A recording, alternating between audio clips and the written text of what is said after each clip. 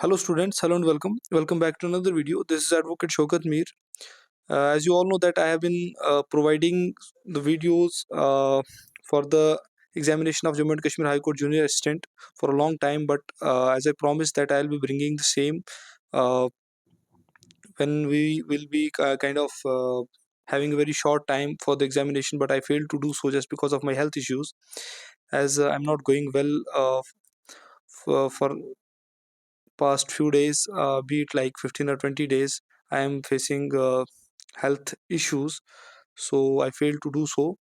But it was like yesterday's evening that one of the student who sent me around 350 legal terminologies, and she said me to explain the same to her. But I thought that all of them were not important, and I chose some of 70 legal terminologies from them, and thought to explain it to every student who is appearing in the examination day after tomorrow. तो बेटा कल आपका दिन है, कल आप इस video को जो मैं आज डाल रहा हूँ, आज रात को भी देख सकते हैं, कल दिन को भी देख सकते हैं एक दो बार, तो ये आपका आराम से कवर हो जाएगा। तो इसका पीडीएफ मैं आपको टेलीग्राम पर डाल दूंगा, वहाँ पर मिल जाएगा। बाकी इसमें जो सबसे ज़्यादा इंपॉर्टेंट होंगी या फिर जो मुझसे रिपीट होगी होंगी वो भी मैं पॉइंट आउट करता जाऊँगा साथ-साथ। तो इसमें ज़्यादा इंपॉर्टेंट जो होंगी उन्हीं पे फ़ोकस करेंगे, वही मैं समझाने की कोशिश करूँगा। बाकी बाकी चलते हैं वीडियो में, देखते हैं कौन-सी चीज़ हमें कहाँ मिलती है, और इसका जो पीडीएफ है वो टेलीग्राम पे मिल जाएगा। और हर जिस बच्चे के पास भी ये वीडियो पहुँचती है, उससे मैं रिक्वेस्ट करूँगा, वीडियो को देखें भी और आगे भी शेयर करें, क्योंकि बहुत सारे बच्चे जो ऐसे हैं जिन्होंने मेरी सारी लीगल टर्मिनोलॉजीज़ पढ़ी हैं। मैं चाहता हूँ कि हर उस बच्चे तक ये वीडियो पहुँचे, और चैनल को भी थोड़ा-सा सब्सक्राइब वगैरह किया कीजिए ताकि मुझे भी थोड़ी एंडोर्समेंट मिले। ठीक है जी? करते हैं वीडियो लेक्चर शुरू। पहला हमारे पास लीगल टर्मिनोलॉजी आ जाती है अल्टरनेट जूरर। आप सब जानते हैं जूरर किसको कहते हैं? जूरर हो गया जूरिस्ट। हम आमतौर पर जूरिस्ट को जूरर कहते हैं, जो किसी कोर्ट ऑफ लॉ में जो प्रिजाइडिंग ऑफिसर होता है, जो किसी केस का फैसला सुनाता है, उसको हम जूरर कहते हैं। लेकिन ये जो यहाँ पर जूरर का मतलब है, इसका मतलब है ऐसा इंसान जो एविडेंस सुन सकता है। एविडेंस कौन सुनता है? Obviously evidence court of law में जज साहब ही सुनते हैं। तो कोई भी अगर ऑल्टरनेट भी कोई इंसान आता है, वो एविडेंस सुनता है, तो उसको हम जूरर कंसीव करते हैं। ऑल्टरनेट जूरर मतलब a person who can hear the evidence। ठीक है? A juror selected as substitute in case another jurist must leave the jury panel। ठीक है?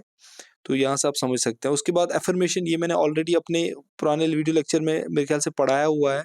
एफर्मेशन, ठीक है? एफर्मेशन का मतलब होता है एक डिक्लेरेशन, क्लियर स्टेटमेंट कह देना, कहना कि जो मैं कह रहा हूँ वो सच है। ठीक है? उसको एफर्मेशन कहते हैं। और कसम खा के कहना कि जो मैं कह रहा हूँ वो सच है। एफियांट, ये भी मैंने पढ़ाया हुआ है। ठीक है जी? जो एक लिखित में एफिडेविट देता है और कहता है कि भाई ये एफिडेविट जो मैं लिख कर दे रहा हूँ, मैं स्वेयर करता हूँ, मैं कसम खाता हूँ, इसमें कुछ झूठ नहीं है। जो एफिडेविट जब हम लिखते हैं, आपने देखा होगा एफिडेविट के नीचे एक लफ्ज़ लिखा होता है डेपोनेंट। डेपोनेंट होता है जो एफिडेविट लिख कर देता है। ठीक है? जो ऑन करता है एफिडेविट को, हम एक हिसाब से कह सकते हैं। ठीक है? तो एफियांट और डेपोनेंट आप कह सकते हैं कि सेम बंदा होता है। ठीक है? एफिनिटी, एफिनिटी भी मैंने पढ़ाया हुआ है अपनी पुरानी वीडियोस में, या आप वहाँ से देख सकते हैं, वरना इसको पढ़कर आप समझ सकते हैं। एड डमनम, एड डमनम का मतलब क्या होता है? एड डमनम का मतलब होता है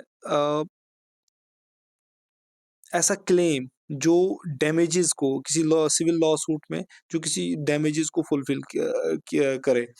या फिर हम कह सकते हैं, अगर ए जो है ये प्लेंटिफ है और बी जो है डिफेंडेंट है, ए बी से कहता है कि भाई तूने मेरे 10 लाख रुपए देने हैं। ठीक है? या फिर ए ने बी को कहा कि तूने मेरे घर की खिड़की तोड़ दी है, तो इसका तू मुझे 50,000 रुपए दे। तो ये 50,000 रुपए जो है ये एडेमनम बन जाएगा। ठीक है? ये क्लेम बन जाएगा। ठीक है? जो ए का बी की तरफ होगा। अवार्ड, अवार्ड मतलब जब कोई केस हल हो जाता है, जज साहब जब पेनल्टी लगाते हैं, मान लीजिए ए और बी के बीच में केस है, ए और बी के बीच में केस है। ठीक है? बी के ऊपर ये आयद हो गया कि बी ने 50,000 रुपए ए को देना है। तो 50,000 क्या हो गया, एक के लिए अवार्ड हो गया, कोर्ट ने दे दिया, ठीक है जी। एमिकस क्यूराए, एमिकस क्यूराए मतलब जो कोर्ट का दोस्त होता है, जो अदालत का दोस्त होता है आदमी, उसको एमिकस क्यूराए कहते हैं, ठीक है जी। जो अदालत की मदद करता है केसेस में। अनल, अनल का मतलब होता है वॉइड, ठीक है, जो जस्टिफाई ना हो सके, ठीक है जी। या किसी चीज को डिक्लेयर कर दिया जाए कि भाई ये फ्रॉड है, ये गलत है, ये जस्टिफाइबल नहीं है, ठीक है, उसको हम कह सकते हैं अनल।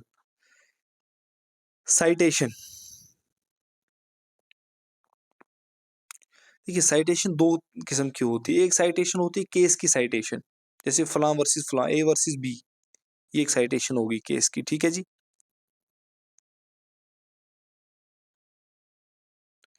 और दूसरी साइटेशन हो समन्स की भी होती है, समन्स टू अपीयर। मुझे लगता है साइटेशन वही आप याद रखिए जो केस के अंदर होती है, मतलब जो केस का नाम हम लिखते हैं A versus B, A versus B, मान लीजिए हम लिख देते हैं रामनाथ प्रसाद प्रसाद वर्सेस सूर्य कुमार, ठीक है जी। तो ये केस है, तो इसका जो नाम होता है, टाइटल होता है ऊपर, उसको हम साइटेशन कह सकते हैं, ठीक है। आप वो याद रखिए, ये इंपॉर्टेंट नहीं याद रखना। क्लर्क्स एक्सट्रैक्ट इंपॉर्टेंट नहीं है, लाइन पढ़ लीजिएगा, इजी है, समझ आ जाएगी। क्लर्क्स मिनट ये भी इंपॉर्टेंट नहीं है इतना, लेकिन फिर भी पढ़ लीजिए। कमिश्नर ऑफ जूरर इंपॉर्टेंट नहीं है, फिर भी लाइन पढ़ लीजिएगा। Commitment,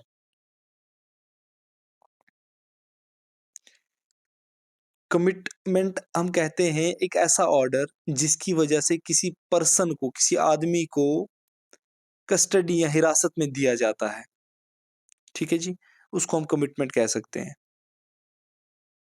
N order to commit a person to custody of a sheriff, ठीक है, जिसको हम जेल कहते हैं, कमिश्नर, और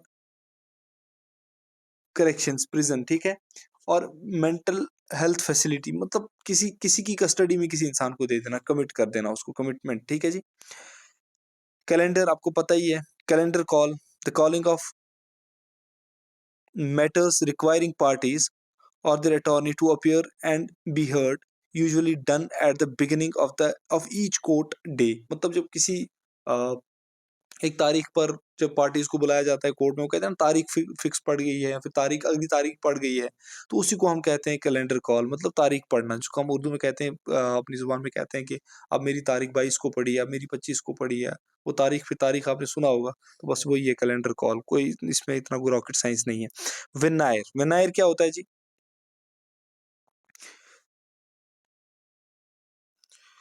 विनायर हम कह सकते हैं कि ये रेफरेंस देता है एक ऐसे पैनल को या फिर लोगों को जो अदालत में अ, मदद करें, अदालत की मदद करने के लिए जब लोगों को बुलाया जाता है। इसमें जूरिस्ट भी हो सकता है, नॉन जूरिस्ट आदमी भी हो सकता है ना? इसमें आदमी एज़ ए जूरिस्ट काम करने के लिए भी बुलाया जा सकता है, या फिर जूरी की हेल्प करने के लिए भी बुलाया जा सकता है, ठीक है? वेनायर। वायर डायर का मतलब क्या हो गया? Questioning of prospective juror by the attorney as on application of any party by the judge to see if any of them should be disqualified or removed by the challenge or examination may also be preliminary examination of a witness। मतलब किसी भी आदमी से जो जज साहब हैं, juror हैं, ठीक है, वो क्वेश्चन करेंगे, ठीक है, और वो क्वेश्चन किसी पार्टी के एप्लीकेशन के ऊपर करेंगे जो मतलब केस दिया होगा कोर्ट के अंदर, ठीक है, और फिर उसी केस की बिना पर वो जूरर जो है वो किससे क्वेश्चन करेंगे? पार्टी से क्वेश्चन करेंगे। मान लीजिए कोई पार्टी है, वो गलत तरीके से मतलब इन्वेड करना चाहती है केस के अंदर, ठीक है?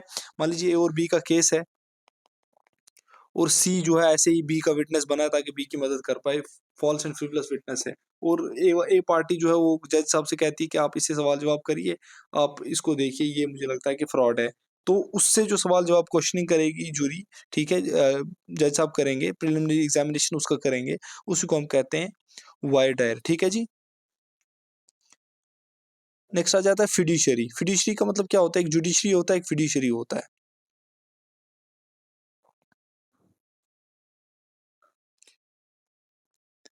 एक ऐसा आदमी जो दूसरे के लिए पैसा मैनेज करता है, उसको उसको हम फिड्यूशियल कह सकते हैं। तो फिड्यूशियरी का मतलब क्या हो गया? एक ऐसा इंस्टीट्यूशन या पर्सन जो दूसरे का पैसा मैनेज करे, जो दूसरे का पैसा मैनेज करे। तो इस दायरे में हम, इस ज़ुमरे हम बैंक को भी ले सकते हैं, या फिर हम जो स्टॉक्स वगैरह लगाते हैं ना, उसको भी हम ले सकते हैं। इस ज़ुमरे के अंदर, ठीक है जी?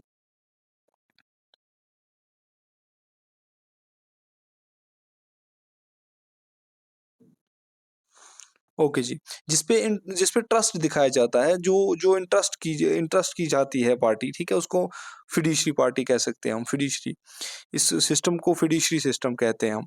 फेयर फेयर प्रीपोंडेरेंस का मतलब सबसे पहले देखिए प्रीपोंडेरेंस क्या होता है? प्रीपोंडेरेंस अगर हम ग्लोबली देखेंगे, तो इसका मतलब होता है प्रीडोमिनेटिंग, ठीक है जी? या प्रीडोमिनेंस मतलब किसी चीज़ को डोमिनेट करना।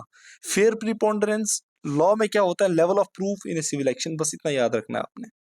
Level of proof in a civil मतलब कहीं न कहीं ये भी डोमिनेंस दिखाती है। अगर सिविल एक्शन में कोई लेवल ऑफ प्रूफ है आपके पास, it means you are showing somewhat the dominance, predominance in a case, ठीक है जी? एक्सपंज, ये इंपॉर्टेंट है, इसको याद रखिए। एक्सपंज, एक्सपंज का क्या मतलब होता है जी? एक्सपंज का ऐसे मीनिंग होता है डिस्ट्रॉय कर देना, रिमूव कर देना, खत्म कर देना किसी चीज को। तो लॉ में एक्सपंज का क्या मतलब होता है? The authorised act of physically destroying information, चाहे वो फाइल्स में हो, चाहे वो कंप्यूटर्स में हो, ठीक है? उसको हम कहते हैं expunge. At all, at all को हम एट ऑलिया भी कहते हैं, जिसका मतलब होता है दूसरा आदमी, अदर पर्सन, ठीक है? इतना याद रखना है। एट एनो, एन अदर पर्सन, ठीक है जी? And an other person. Estoppel, ये इंपॉर्टेंट है। एस्टॉपल पूछा जा सकता है, इसको आप देख लीजिए अच्छे से। एस्टॉपल इंपॉर्टेंट है। एस्टॉपल का क्या मतलब होता है जी? एस्टॉपल का ऐसे अगर हम कॉमनली देखेंगे तो एस्टॉपल का मतलब होता है रोकना, स्टॉप करना, स्टॉप, ठीक है जी? किसी चीज से जब किसी को रोका जाए उसको स्टॉपल कह सकते हैं, मैं स्टॉप करना कह सकते हैं। नीचे आपने 24 में देखा भी, दिया भी है हुआ है स्टॉप का मतलब टू स्टॉप, बार और रिपीट, 24 जो टर्मिनोलॉजी है। स्टॉपल का मतलब क्या होता है लॉ के अंदर? स्टॉपल का मतलब होता है कि मान लीजिए ए और बी के बीच में कोई मसला हो गया है, ठीक है? ए बी के ऊपर कोई इल्जाम लगा रहा है, लेकिन ए ने पहले ही एक एक्ट कर रखा है, एक काम कर रखा है, जिससे ये प्रूव होता है कि ए जो बी के ऊपर इल्जाम लगाने वाला है या लगाएगा, ठीक है? या फिर ए अगर किसी चीज से को मानने से इनकार कर रहा है, ठीक है? तो वो सब झूठ होगा, क्योंकि उसने पहले ही एक एक्ट बी के साथ कर रखा है, जिसकी वजह से उसका झूठापन वो क्या हो गया? साबित हो रहा है। तो उसका जो वो इल्जाम होगा या फिर उसका जो किसी चीज का ना मानना होगा, उसको पहले ही रद्द कर दिया जाएगा, उसको स्टॉपल, उसके ऊपर स्टॉपल लग जाएगा, ठीक है? एमिनेंट डोमेन, इसको पढ़ लीजिए, इतना इंपॉर्टेंट नहीं है, खुद से इसको रीड कर लीजिएगा, ठीक है? एंजॉइन, एंजॉइन भी इतना इंपॉर्टेंट नहीं है, पढ़ लीजिए, डॉकेट मैंने पढ़ाया हुआ है, ठीक है जी? जिसमें अब मैंने आपको कहा था समन वगैरह जो है, या फिर हम अगर हमारी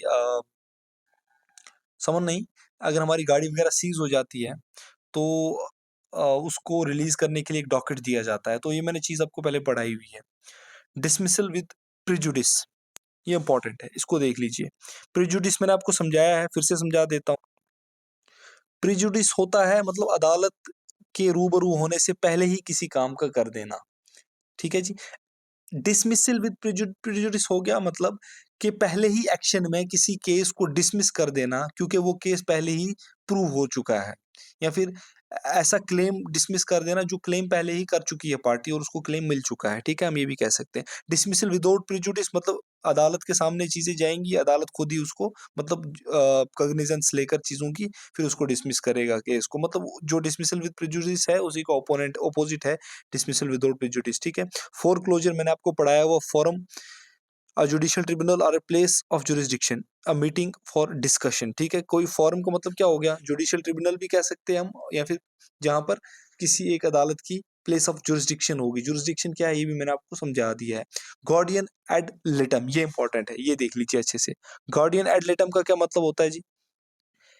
गार्डियन एड लिटम का मतलब होता है कि ऐसा आदमी जो कोर्ट ने अपॉइंट किया है, ठीक है, किसी एक माइनर को रिप्रेजेंट करने के लिए। मान लीजिए एक माइनर है, 7-8 साल का कोई बच्चा है, उसके पेरेंट्स नहीं है, ठीक है, और वो किसी एक चाचे वगैरह के साथ रहता है, और चाचा लगता है अदालत को कि ये फेयर एंड मतलब दिल से एमिकेबली ठीक करता है उसके साथ, ठीक है, अच्छा बैठना, सलूक वगैरह अच्छा है, तो वो चाचे को क्या करेगी गवर्नमेंट अदालत, वो कहेगी कि आप इस माइनर को अदालत में रिप्रेजेंट करो, अगर कोई भी केस हो जाता है, XYZ कोई भी केस हो सकता है, ठीक है जी?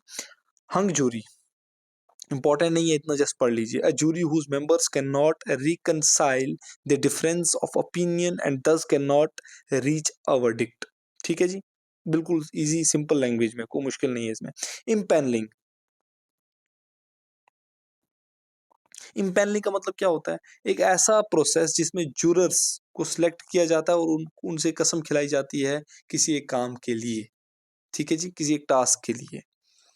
इम्प्लीडर मैंने पढ़ाया हुआ आपको, an addition of another person to a party to an action, another party to an action by defendant A third party claim, जिसको हम थर्ड पार्टी, ये जो थर्ड पार्टी क्लेम है ना, ये लाइन बड़ी इंपॉर्टेंट है। थर्ड पार्टी क्लेम वाली लाइन जो है ये बड़ी इंपॉर्टेंट है। ये आपने अक्सर देखा होगा, ये जो इंश्योरेंस वगैरह वाले केसेस हो जाते हैं ना गाड़ियों के, उसमें ये चीज बड़ी दोहराई जाती है, third party claim.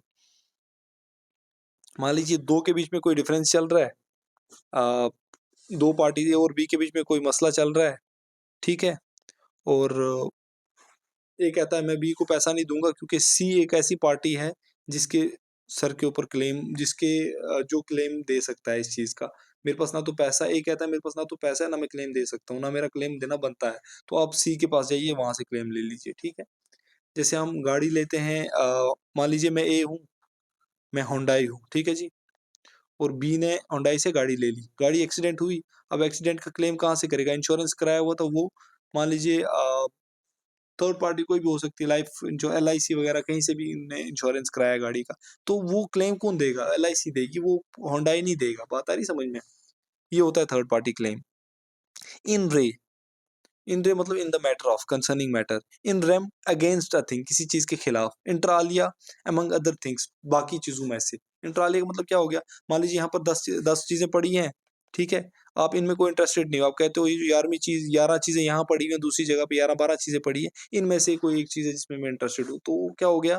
Among other things. ठीक है जी, उसको हम कहते हैं इंटर आलिया। ये इंपॉर्टेंट है, इंटर आलिया वर्ड बड़ा कॉमनली यूज किया जाता है। ये जो सिविल सर्वेंट्स होते हैं वो भी अपने एग्जामिनेशन जब पेपर्स लिखते हैं उसमें इस वर्ड का बड़ा इस्तेमाल करते हैं, तो ये इंपॉर्टेंट है, उस एंगल से इसको देख लीजिएगा। इंटरस्टेट, एक ऐसा आदमी जिसके पास प्रॉपर्टी पड़ी है, कुछ पड़ा है, लेकिन उसने किसी के लिए कोई वसीयत नहीं छोड़ी, कोई विल नहीं छोड़ी, और वो मर गया, उसको कहते हैं इंटरस्टेट। ठीक है। चैटल, चैटल मतलब अपने पर्सनल प्रॉपर्टी की जो आइटम्स होती हैं उसको हम चैटल कहते हैं। ठीक है। बिल ऑफ कॉस्ट मैंने पढ़ा दिया आपको पहले पिछले वीडियो में। बिल ऑफ पर्टिकुलर्स इंपॉर्टेंट नहीं है, जस्ट रीड कर लीजिएगा। ठीक है।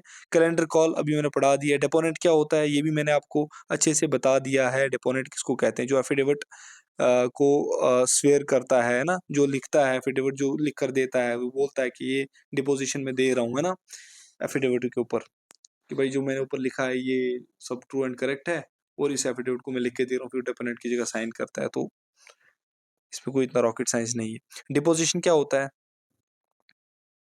डिपोजिशन होता है जब कोई भी विटनेस, जब कोई भी विटनेस कसम खाकर कोई अपनी गवाही देता है, टेस्टिमनी देता है, ठीक है, कोर्ट ऑफ लॉ के अंदर, उसको हम डिपोजिशन कहते हैं। Deliberation, deliberation the process by which a जज or jury comes to a decision or a verdict. एक ऐसा प्रोसेस जिसको करने के बाद अदालत किसी नतीजे पे पहुंचती है किसी केस के अंदर, उसको हम कहते हैं डेलिब्रेशन। ठीक है। डी नोवो, डेलिब्रेशन इतना इंपॉर्टेंट नहीं है, डी नोवो इंपॉर्टेंट है।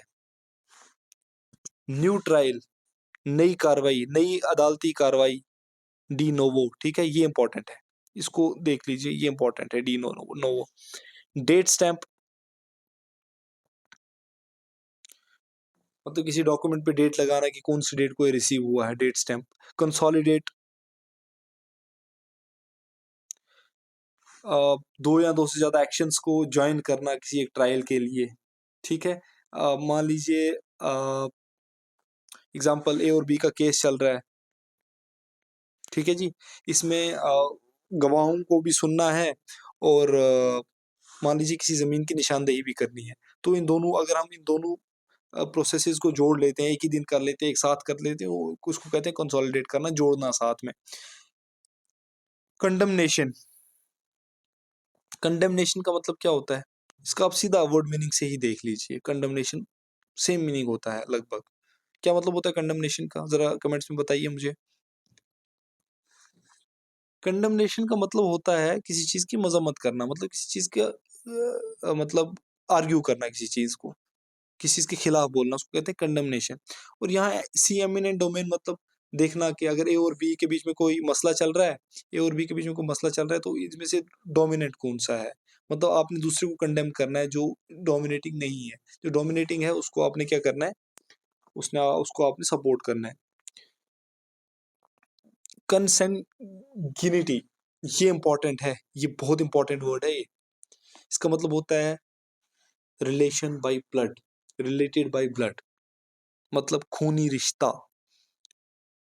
कंसेंगिनिटी भी कहा जाता है इसको, कंसेगिनिटी भी कहा जाता है, ठीक है जी, जैसे आप मर्जी पढ़े। क्लर्क्स एक्सट्रैक्ट और क्लर्क्स मिनट ये मैंने पढ़ा दिया ऑलरेडी। कमिश्नर ऑफ जरूर भी पढ़ा दिया, वापस से रिपीट हो गया है। कमिटमेंट भी पढ़ा दिया है, रिपीट हो गया। वेनायर भी पढ़ा दिया है, रिपीट हो गया। ट्रायल डी नोवो, ये भी मैंने अभी पढ़ा दिया आपको। नई ट्रायल, नए से किसी चीज को शुरू करना, किसी ट्रायल को शुरू करना। सब प्योना, सब प्योना आपके कश्मीर डिवीजन वाले एग्जामिनेशन में आया था, ये इंपॉर्टेंट है। लेकिन अब इंपॉर्टेंट नहीं रहा, क्योंकि अभी सेम चीज तो एग्जामिनर पूछेगा नहीं दूसरे एग्जाम में, लेकिन फिर भी जान लीजिए सब प्योना का मतलब क्या होता है। सब प्योना का मतलब होता है कि किसी एक आदमी को एक कोर्ट की तरफ से जब ऑर्डर आता है कि भाई आओ और गवाही दो, एविडेंस दो कोर्ट के अंदर, उसको कहते हैं सब प्योना। सब प्योना ड्यूसस टेक्टम जुडिशियल, इसका क्या मतलब होता है, an order issued by the court requiring a person to produce specified document और रिकॉर्ड इन अ ट्रायल। मतलब जब आपको एविडेंस, मतलब ग्लोबल एविडेंस के लिए बुलाया जाता है, वो सब प्योना हो गया। लेकिन जब किसी एक डॉक्यूमेंट के लिए बुलाया जाएगा तो उसको हम क्या कहते हैं, सब प्योना ड्यूसस टेक्यम, ठीक है जी। ये डॉक्यूमेंट प्रोड्यूस करिए कोर्ट के अंदर एविडेंस के लिए। सब प्योना जुडिशियल, नॉर्मली हम किसको कहते हैं, order issued by the court to person to attend court and give testimony, court में आओ और गवाही दो। सब प्योना ड्यूसेस टैक्यम, सेम है ये वाला। यहाँ पर ये जुडिशियल एक्स्ट्रा एक्स्ट्रा लगाया साथ में, लेकिन ये सेम है, ये वाला और ये वाला सेम ही है। और ये सब प्योना का मतलब है सुआ स्पॉन्टे। सुआ स्पॉन्टे का मतलब क्या हो गया, ऑफ वंस ओन अकॉर्ड, अपनी जिम्मेवारी पर, अपनी मर्जी से। जब कोई काम करता है इंसान, मान लीजिए ए ने बी को थप्पड़ मारा, तो हम ये कह सकते हैं ए स्लैप्ड स्पॉन्टे टू बी, मतलब उसने अपने अकॉर्ड से, अपने मोशन से, अपनी मर्जी से बी को थप्पड़ मारा। साइन डाई, साइन डाई मतलब किसी एक खास दिन के बिना, without day, without a date, as in an action being adjourned sine die, मतलब जब अब कोई कोई कभी कभी केस चल रहा होता है कोर्ट में, मान लीजिए ए और बी का केस चल रहा है कोर्ट में, ठीक है। और ए की सुनवाई होगी, बी की सुनवाई नहीं हुई, लेकिन कोर्ट ने क्या किया, कोर्ट ने वो तारीख से जो केस है उसको मुलतवी कर दिया और कहा कि दूसरे किसी भी तारीख पर मैं इसको सुनूंगा। कोई एक पर्टिकुलर डेट नहीं देता है। मान लीजिए एक केस में क्या होता है, कोर्ट कहता है, मान लीजिए आज चल रहा है, 20 मार्च को केस चल रहा है, तो कोर्ट कहेगा मैं 30 मार्च को इसको सुनूंगा। तो वो तो एक फिक्स डेट दे दी कोर्ट ने अगली हियरिंग के लिए। लेकिन एक होता है कि 20 मार्च को केस चल रहा है और कोर्ट कहता है मैं अगले किसी भी डेट, कोई भी फर्दर टाइम में मैं कोई भी डेट फिक्स कर सकता हूँ। उस वक्त कोर्ट फिक्स नहीं करता है और कोर्ट केस को एडजर्न कर देता है, उसको हम क्या कहते हैं, एडजर्नमेंट साइन डाई। मतलब आप बिना किसी डेट को फिक्स किए कोर्ट केस को एडजर्न कर देते हो, ये भी मैंने आपको शायद पहले पढ़ाया हुआ है। स्क्वेस्टर इतना इंपॉर्टेंट नहीं है, जस्ट इसके लाइंस के गो थ्रू कीजिए। लेकिन मुझे लगता है ये क्वेश्चन ऐसा है जो शायद एग्जाम में आ सकता है, लेकिन इतना ज्यादा इंपॉर्टेंट नहीं है। इसके 60-40% चांसेस है, लेकिन फिर भी समझ लीजिए क्या होता है स्क्वेस्टर। स्क्वेस्ट करना होता है किसी एक सेफ पोजीशन या सेफ प्लेस पे किसी चीज या किसी पर्सन को ले जाया जाए, जब उसको कहते हैं स्क्वेस्टर। मतलब मान लीजिए एक जज साहब है, उन्होंने केस में कोई हेयरिंग की और उनको लगता है, उनको ये डर है कि उनके ऊपर कोई अटैक वगैरह हो जाएगा, तो उनको एक सेफ प्लेस पे रख लिया जाता है, या फिर किसी प्रॉपर्टी को कोई सेफ प्लेस पे रख लिया जाता है, उसको हम कहते हैं स्क्वेस्ट करना, ठीक है जी। सैंक्शन क्या होता है, कोई सैंक्शन लगाना, मतलब कोई पेनल्टी लगाना। ये मैंने आपको पहले भी पढ़ाया हुआ है। जब किसी के ऊपर कोई हम कह सकते हैं कि फाइन लगाया जा सकता है, जुर्माना लगाया जाता है, उसको हम सैंक्शन कहते हैं। Remittitur, legal process by which an appellate court transmits to the court below the proceeding before it together with its decision for such further action and entry of judgment as is required by the decision of the appellate court. मतलब एक ऐसा legal process जिसमें appellate court मतलब जिस court में appeal की गई है, ठीक है जी, जिस कोर्ट में अपील की गई है वो क्या करता है, वो उस केस को वापस लोअर कोर्ट के पास भेजता है और कहता है जो मैंने डिसीजन मतलब अपील के ऊपर जो मैंने डिसीजन लिया है, इसी डिसीजन के अकॉर्डिंग आप वापस से मतलब इसको एक केस को कंटिन्यू करो, यहीं से ट्रायल इसकी कंटिन्यू करो। मतलब अगर ए और बी का केस चल रहा है, ठीक है जी, ए और बी का मैटर चल रहा है, ए और बी का मैटर चल रहा है। मान लीजिए ए के हक में और बी के खिलाफ जो है केस सॉल्व कर दिया कोर्ट ने और बी उठा। मान लीजिए लोअर कोर्ट ने बी ए के हक में फैसला कर दिया, तो बी उठा, बी ने क्या किया, बी चला गया हाई कोर्ट के पास और वहां कर दी अपील किसी भी केस में। तो हाई कोर्ट के पास जब अपील की तो हाई कोर्ट ने अपील सुनी, तो हाई कोर्ट को एक रिलेवेंट वहां पर चीज दिखी, तो हाई कोर्ट ने क्या कहा, हाई कोर्ट ने कहा कि बी को कहा आप ये मैं ऑर्डर देता हूँ और ये लोअर कोर्ट को दे दीजिए, और लोअर कोर्ट से कहिए कि हाई कोर्ट ने कहा है कि भाई ये जो मैंने ऑर्डर लिया है मतलब ऑर्डर दिया है और मैंने कंप्लाइंस की है इसकी, ये जो ऑर्डर है इसकी कंप्लाइंस कीजिए आप, और इस ऑर्डर के तहत इस प्रोसीडिंग को आगे फर्दर चलाइए, और ये जो आपने ए को रिलीफ दिया है इसको खत्म कर दीजिए। ठीक है जी, इसको हम कहते हैं रेमिटियर, रेमिटेंस जिसको भी हम कहते हैं, ये हमने उसमें भी पढ़ा हुआ है,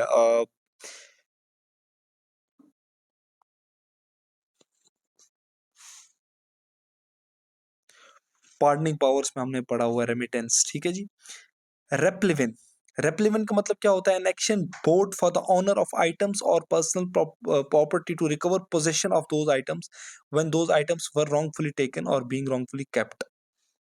मतलब रेप्लिवेंट का मतलब क्या होता है, जब कोई प्रॉपर्टी उस प्रॉपर्टी के असली हकदार को वापस दे दी जाती है, उसको हम कहते हैं रेप्लिवेंस।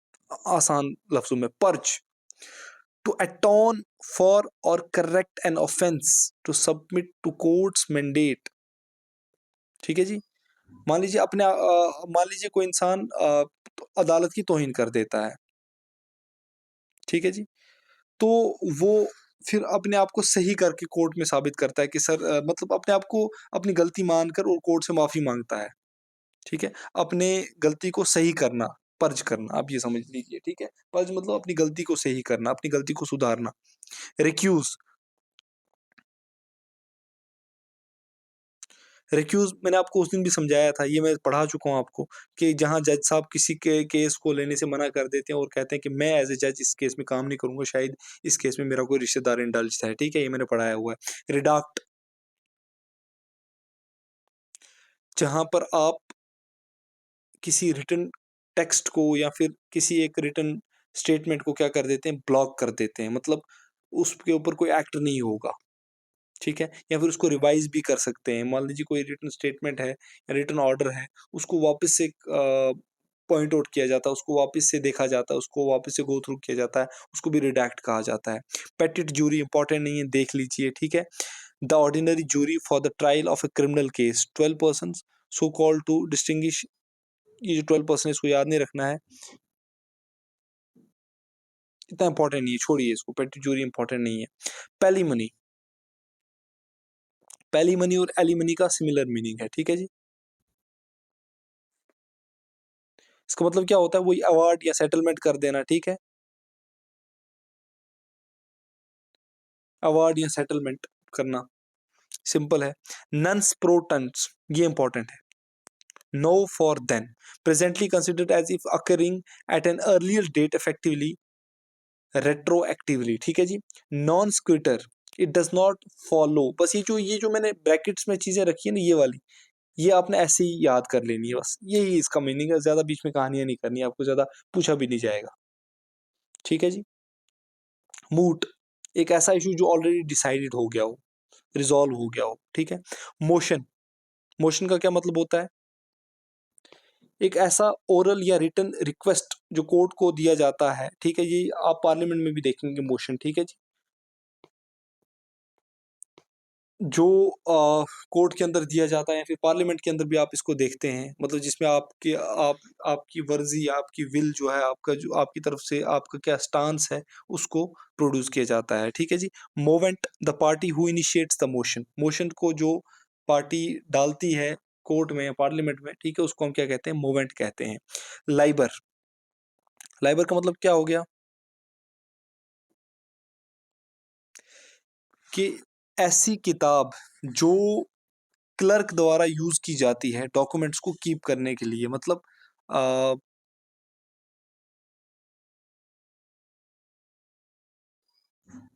मान लीजिए एक रजिस्टर है, उस पे लिखा हुआ है कि कौन सा डॉक्यूमेंट कहाँ पर है, कौन सी किताब कहाँ पर है, कौन सी फाइल की केस कौन सी अलमीरा वगैरह में है, वो हम कह सकते हैं उसको लाइबर कहा जाता है। ठीक है, उस बुक को।